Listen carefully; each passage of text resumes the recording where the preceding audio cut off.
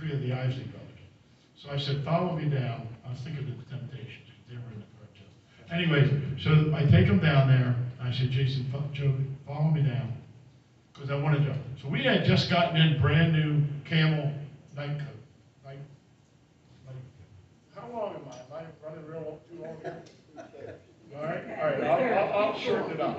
So anyways, I'm sorry. So anyways, I said, I want to give you guys camel top coats, shirts, and ties. Joe tied the ties for him. And Joe made him a lunga. Right there, we had these things that we could put in your thing or your cufflinks. And Joe, right there, went back in the little counter area and drew him an I, and then made a V up.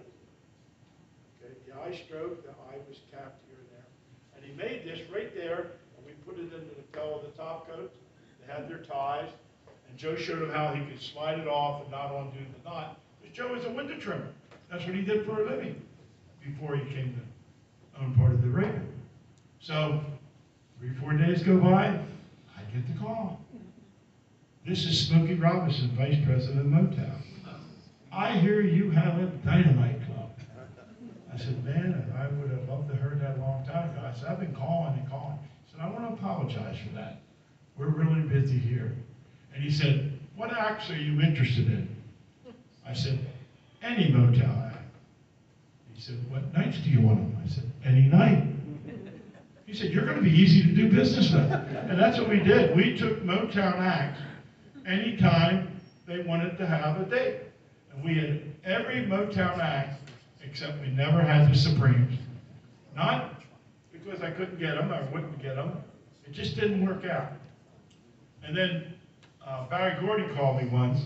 I don't know if you people know this, but I started running concerts. And I had a concert in downtown Harrisburg at the Forum. And the groups were the Four Tops, the Temptation, Smokey Robinson, and the Miracle at the Forum, 1,828 seats. And I'm downtown Harrisburg, 2 shows. So I did that. So he called me up one day and he said, hey, smart guy. I said, why do you say smart guy? He said, how did you figure out to do that? I said, what are you talking about? You know what it is? We're all so close to things in our lives that we don't see it. I do it all the time in my restaurants, my life. Same thing with them. Here they are needing places for their acts. They got to keep all those acts busy. They got to have money coming in. Like Bobby told you, they don't get much money from the records. They get the money from their appearances. So I gave him an answer to something that he didn't even see. Rent halls and put your acts in there. So he started doing that. We always call him the smart guy, because I did that. And of course, I had got all the Motown acts, the Marvelettes, the Vandellas. The group that was rocked the club more than any group was the Four Tops. That place was swaying that I was worried about the wall. I mean, have you ever seen them? They sway. They really, and that's the whole thing. And they do this. If you've ever seen them, their choreography is quite cool. And they really get a place moving. And they really rock. We had every Motown act except the Supremes. We also never had Aretha Franklin. Does anybody have a question, did we ever have Jimi Hendrix there? Yes, we did. And who did he play with, Bobby? Curtis Knight and the Squires. Curtis Knight and the Squires were there. We used them several times. And their guitar player was sick. And they brought this guy who was going to sit in and play guitar. This is Jimi Hendrix. Oh, hi, Jimmy. How you doing? Welcome to the ring. I don't know who he is. No one knows. You know, this is 3 years before Woodstock. Okay? 63. Yeah, no, 66. Anyway, so he did play there. And he was put a show on. I mean, we were just all like in awe. What is going on? Not knowing. Jimi Hendrix did play there. James Brown did not. I seen something where James Brown played there. He did not play there. Sam and Dave Review did. 30 people. If you ever seen the Sam and Dave Review, that's a live wire thing too. But I then started to do so much with the concert world. And now I'm going to get back to the Morgan, and I'm going to get you out of here real soon. The Morgan became a big factor in my life. How did I ever, I've told you, I've stumbled on success. I didn't just create all this, I stumbled. So now, my wife, we're opening our third gingerbread man in Chambersburg, and she went to get paint. Someone hit her from the back, sitting at a stop sign. The car got damaged, paint went all the hell over the car. She was fine. So I gotta get parts for the Morgan to get it fixed. So there's 6 hours difference between here and England. There's not faxes and computers, none of that. You stay up and you call, so you get the guy to talk to the parts guy. So the parts guy, we get talking. We're talking every other day anyways. What do you do? I joined him at a teenage club. He said, oh, well, I'm into that over here too. Now, I mean, you're going to hear something that you're going to say, how the hell did this happen? This guy is surely one of the luckiest guys. So he said to me, he said, do you have a promoter's license? I said, yes, I do.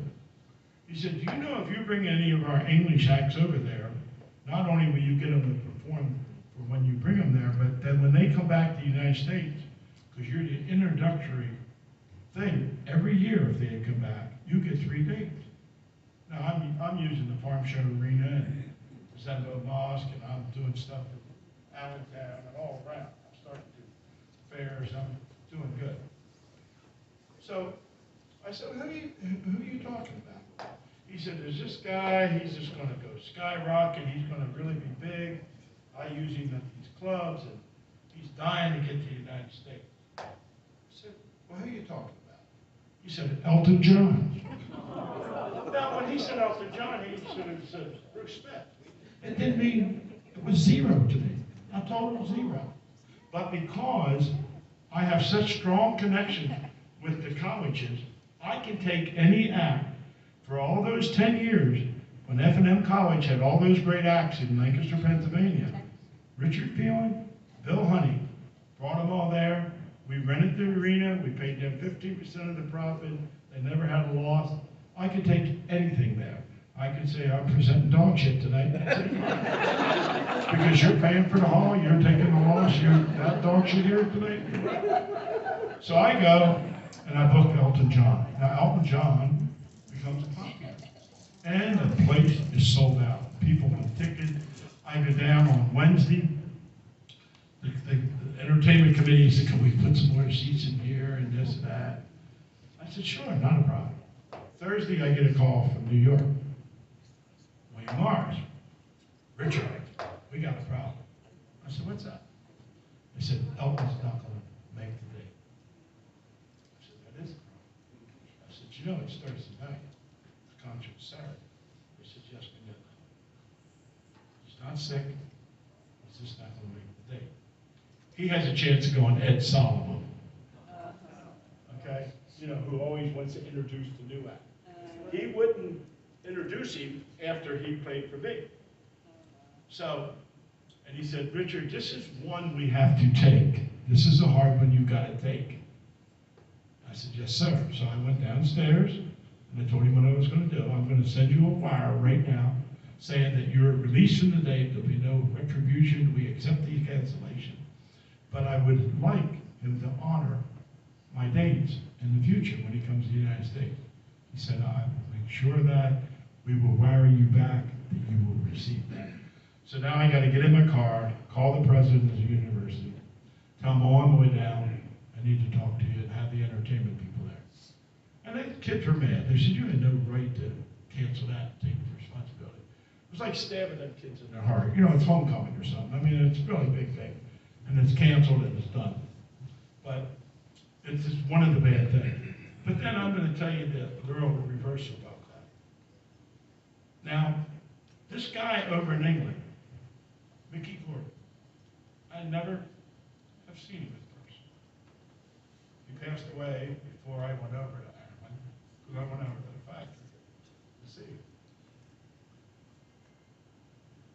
I had never met him. But when I tell you what he did for me, it was unbelievable. And he said he always had the best of the deal because the groups came to him to do that. I'm the first to bring who to the United States? Okay? I'm the first to bring Uriah Heep.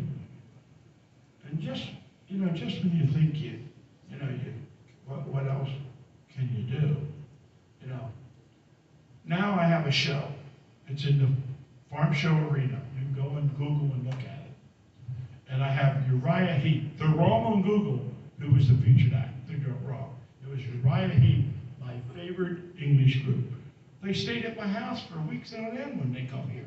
I had a lake. I lived on the lake, and they'd fish, and then they'd make fish and chips and shit. It was like, this drove me crazy. Take us bowling, do this, do that. But they left their house. My wife liked them, and we were fine. Uriah Heep, they loved turquoise. They had turquoise out the world. Ooh, I mean, big money in turquoise.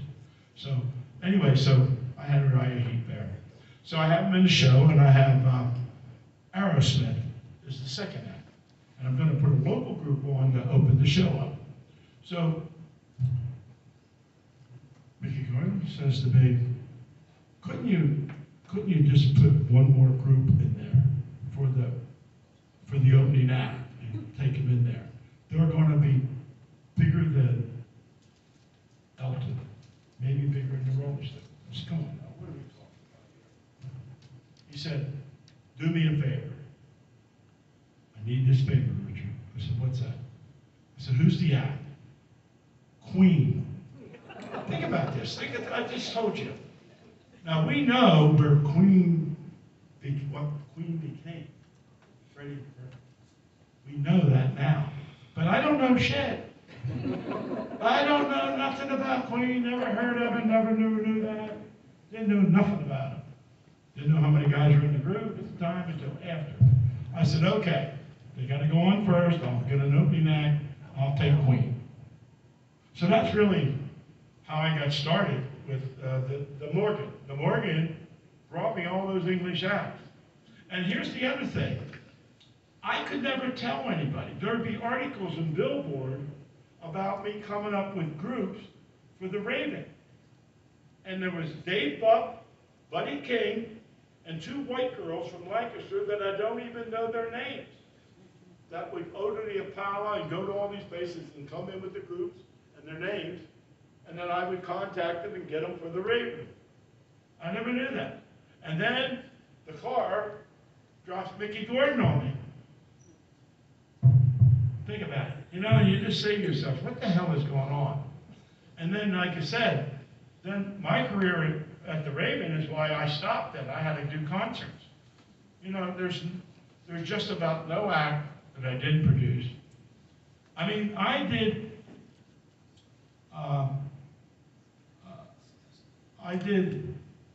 everything that was ever big in the rock and roll and the rhythm and blues.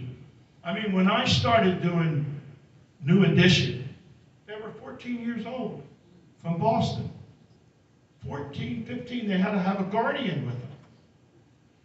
And the other thing is, if you just be yourself, there's always just one thing you have to do. Earth, Wind, and Fire, you know what I did for Earth, Wind, and Fire? I was called to take them out on their first Northeastern tour. Bill Honey from Philadelphia said, how the hell did they call you? So the first night we're there in the show, we're up in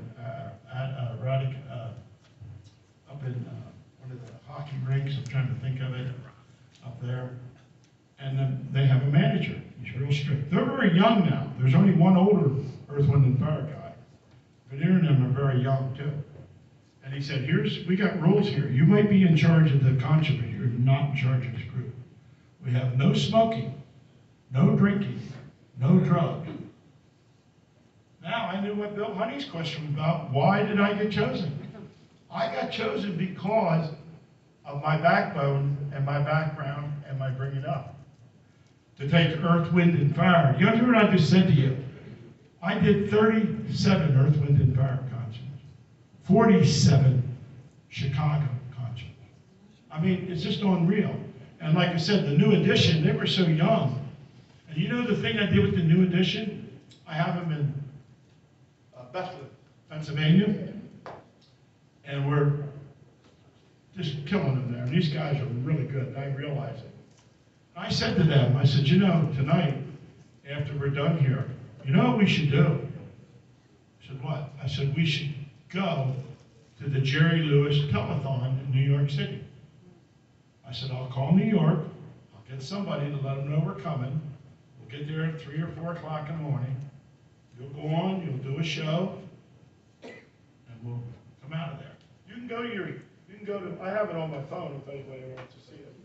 But I'm saying, if you go there and see it, there is not one person on the telephones, no Jerry Lewis, no nothing, no Ed McMahon, there's no one there. They're singing Popcorn Girl. It's 4 o'clock in the morning. I mean, they sold it out. I mean, they just went off. And then the phones rang. And they got date after date after date. And then, they look at me. Say, Richard did that. The Earth, Wind, and Fire, you know what they liked about me? They didn't drink alcohol. They weren't allowed. I had a home in Florida. So I would go out and buy Florida oranges and have squeezers. I would squeeze some orange juice. And about that, if you make it at 12 o'clock noon, by 2 o'clock, it's not as good as it was at 12. So I would do it in small batches. And to this day, they call me the juice man. I don't know if they know my name. But you know the thing was, you find out how you like by the groups. Earth, Wind, and Fire in Chicago did 12 concerts together. And they gave them out to the promoters that they liked. I got 2 of those dates. Earth, Wind, and Fire gave me one. Chicago gave me one. Now when I say that to you, it's like saying, well, they just gave you $200,000 each. Okay?